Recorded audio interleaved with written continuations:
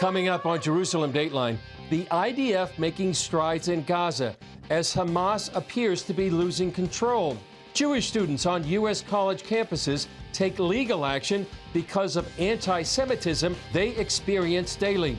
Plus, chilling evidence of a curriculum of hate. How the Palestinian Authority approved textbooks teach children from the youngest ages to hate Jews and revere terrorists. All this and more coming up on this edition of Jerusalem Dateline. Hello and welcome to this edition of Jerusalem Dateline. I'm Chris Mitchell. Now in the third month of the war, the IDF continues to advance throughout the Gaza Strip. Israeli leaders see signs Hamas's support is crumbling. Monday night, Israel's defense minister declared Hamas is near a breaking point in northern Gaza, marking a huge turnaround from October 7th. Among those who surrendered are also terrorists who participated in the events of October 7, the same ones who went on murder sprees, that killed children, who raped women, and are now in a situation where they only have one option, to die or surrender.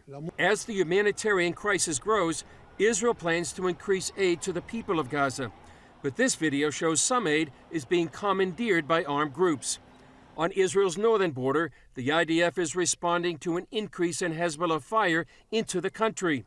It's a front the White House is concerned could escalate into a regional war. We absolutely don't want to see this conflict spill over into Lebanon. We don't want to see a second front. We don't want to see it escalate and widen. And so it is also in the context of that that we're concerned about these reports. In another risk of escalation, Iranian-backed Houthi militia in Yemen struck a Norwegian oil tanker it says was headed for Israel. No injuries are reported. As the UN General Assembly prepares for a vote on a resolution calling for a ceasefire, Iran condemned the U.S. veto of a similar measure in the Security Council last week. The U.S. government once again demonstrated its full-fledged solidarity with the Zionist regime and its full complicity in these regrettable crimes against the oppressed people of Palestine. As the IDF continues to advance in northern and southern Gaza, a stark warning from Hamas about the hostages. A spokesman warned on Sunday that no hostage will leave the Gaza Strip alive without an exchange of more Palestinian prisoners in Israel, as well as other demands. 138 hostages remain in captivity, including 20 women and 2 children. IDF troops continue to uncover evidence of Hamas hiding its war machine in civilian areas. This mosque included a Hamas training site, including a room used for combat simulation, weapons, and explosives. The IDF also said it found bags from the UN Relief and Works Agency mixed in with the Hamas weapons. A congressional House panel is investigating Penn, Harvard, and other universities for their failure to address anti-Semitism. In some cases, Jewish students are suing their schools because they don't feel safe on campus. CBN's Brody Carter reports from New York. The Jewish population in New York City is roughly 10%. At Columbia University, they're in the top 15 of private universities by Jewish population. And Jewish students that we've talked to at CBN, they tell us they simply don't feel safe here. One freshman even filing a lawsuit against the university for failing to protect her against anti-Semitism. I choose to be hopeful that nobody would attack me physically, but do I feel emotionally safe? Do I feel welcomed? Not in the slightest. Daniela is a 21-year-old freshman at Columbia University. Before her studies, she served in the Israeli Defense Forces as part of the Search and Rescue Brigade. After October 7th and subsequent war, anti-Israel protests flooded the university. Daniela even received death threats on the anonymous social platform SideChat. She's now suing the university for allowing anti-Semitism to thrive. I'm asking for the administration to step in and ensure that anti-Semitism cannot run free on my college campus. And I think that's the minimum. We're talking not just about verbal harassment, anti-Jewish epithets being hurled at Jewish students as they walk to class, for example, but we're also talking about acts of physical violence. Mark Ressler, partner at Casowitz, Benson & Torres, is representing Daniela. He's also suing NYU on behalf of 3 other Jewish students, alleging civil rights violations for its anti-Semitic educational environment. In an email, Columbia acknowledged the lawsuit and the Department of Education's investigation of 7 colleges of reported incidents of anti-Semitism. Posters of Israeli hostages have been spread throughout New York City streets. Many have been defaced, even torn down. Now Jewish community leaders are calling it for what it is. This is terrorism.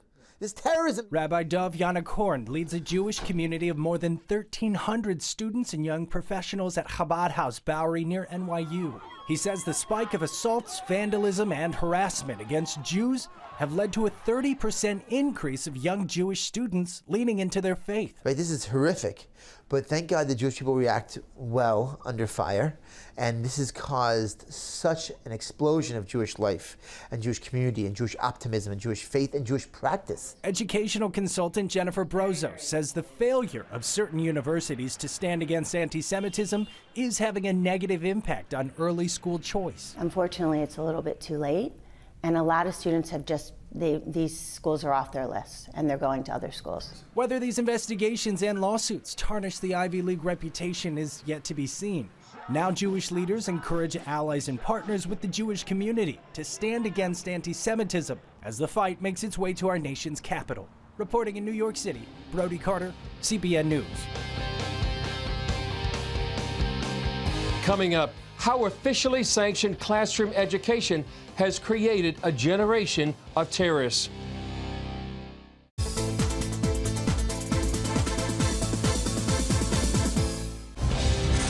David Bedeen is an investigative journalist from the Center for Near East Policy Research who has spent much of his life chronicling UNRWA, the United Nations Relief Works Agency, and its work with the Palestinian Authority educating the youth of Gaza. They have shaped a whole generation. Take a look. David Bedeen, director of Center for Near East Policy. Tell us your reaction when you found out what happened on October 7th. I was not surprised to hear what happened on October 7th. The people in the UNRWA camps have been training their young people for this very attack. You'll see from our movies that the kids are trained to kill without any hesitancy, without any feelings, and they've been going through training exercises for years, and they upgraded their exercises only a few weeks before the events of October 7. We warned. I brought my experts who have been witnessing these and filming these and who know intelligence. We brought our experts on September 27 to Israel intelligence to warn them, and so it hurt that we were correct. When you say UNRWA camps, are you talking about separate from, say, Hamas camps? UNRWA is running refugee camps, employing the people from Hamas who dominate the workers' unions and the labor unions. And the UNRWA schools, the UNRWA summer camps, the UNRWA youth clubs, all run by Hamas, who are getting a salary paycheck from UNRWA. So are you saying there's like an incestuous relationship between the two? I'm saying they are one and the same. UNRWA and Hamas are one and the same, with the knowledge of everyone. Wow. Who's funding this? The UNRWA is funded by 20 major nations and 33 relief agencies. Now, one of them, the United States, has done the right thing. The United States, with the urging of Senator James Risch, the ranking Republican in the Senate Foreign Relations Committee, created an UNRWA-U.S. accord, which forbids UNRWA from taking the money that the U.S. allocates unless they change their school system. And I credit Senator James Risch for making sure that would happen. Now, when I'm talking about school systems and whatever, it's stories like this. You see, we were able to, just from the Palestinian Curriculum Department, which supplies UNRWA with their books. This is a recent book, recently reinserted into the UNRWA curriculum after it was taken out for 6 years, thanks to the head of the UN who saw this book when we brought it to him in 2018. This was reinserted in the book. This is Dalal al-Mughrabi, who murdered 36 Jews in a terror attack in 1978. And she's glorified in this book, and there's a whole curriculum for her, run by UNRWA. UNRWA takes the books from the Palestinian Authority and runs them. Now, we asked all the donor nations, all 25 donor nations, will you take the book out? None of them responded. They didn't even give me the courtesy of a response. And I like to bother people. That's what I do as an investigative journalist. And I saw them, the ambassadors and the consuls personally. They didn't do anything. And there's a lobby in the Knesset. We tried to get them to do something about it. But this is the smoking gun. I've worked on the UNRWA issue for a good 36 years.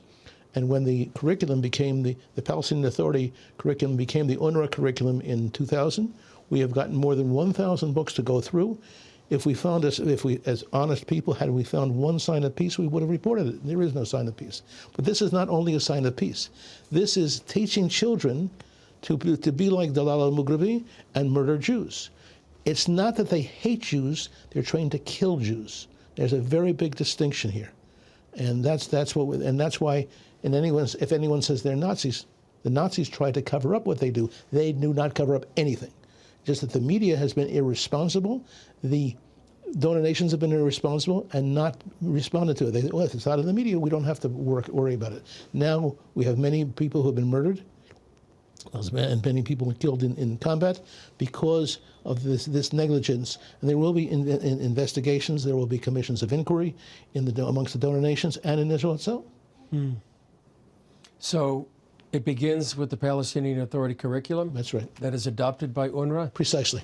And that is taught in their schools, both in the West Bank and Gaza. And in Jerusalem. Mm-hmm. So the curriculum taught in Palestinian Authority and it becomes the curriculum taught in UNRWA. We're talking about UNRWA in Judea, Samaria, and Gaza and Jerusalem. Mm-hmm. And thousands of children being poisoned at their work. And I have here a report which is on our website, which is israelbehindthenews.com, report which summarizes the three principles of Palestinian Authority UNRWA education. One, delegitimization of Israel's existence and the Israel's Jews' very presence in the country. Two, demonization of both Jews and Israelis. And three, the absence of any call for peace. Now, I'm naive. A refugee camp run by the United Nations is supposed to adhere to the values of the United Nations, not to the garbage of a terrorist organization, but that's not what they do. I'm naive. When I was young, I grew up in America. My parents brought me to meet Eleanor Roosevelt. I was 10 years old. I was so impressed. That was my first impression of the United Nations. But we don't see any Eleanor Roosevelts amongst in UNRWA education. One theme and only one theme. I was asked by a very prominent Reform rabbi, please give us some examples of peace in the education. I'll pay you $10,000. We need the money, but we're not going to compromise the principles. The direction is one direction: war on the Jews. And by the way, not only Jews in Israel. It's like their pay-for-slay law, which has never been repealed, right? It's that which allocates a salary for life for anyone who murders a Jew, and it's applicable everywhere. Yeah. Well, David Bedin, thanks for joining us on CBN News. We'll follow this up in another conversation. Okay, I'm going to give you this as a copy to CBN, and people who want to have copies of this book, we have extra copies. People want to see our site. The expression I'd like to use is, let my people know. Thank you. Thank you. Still ahead, how terrorists get created. We'll visit a Hamas summer camp for kids. As David Bedin mentioned in our last segment, some Palestinian young people spend their summers in killer camps run by Hamas and Islamic Jihad. This story from a few years ago shows how the medieval mindset taught to this generation laid the foundation for the murderous siege of October 7th. They call them the Pioneers of Liberation and the Sword of Jerusalem summer camps run by Hamas and Islamic Jihad. These videos, posted by Memory, the Middle East Media Research Institute, show what the youth of Gaza are doing this summer. We did not come here to enjoy ourselves or to play or anything like that. We came with our souls, our blood, our martyrs, and are wounded to sacrifice ourselves for Palestine and for our people. This promotional video urges students from primary school, high school, and college to participate.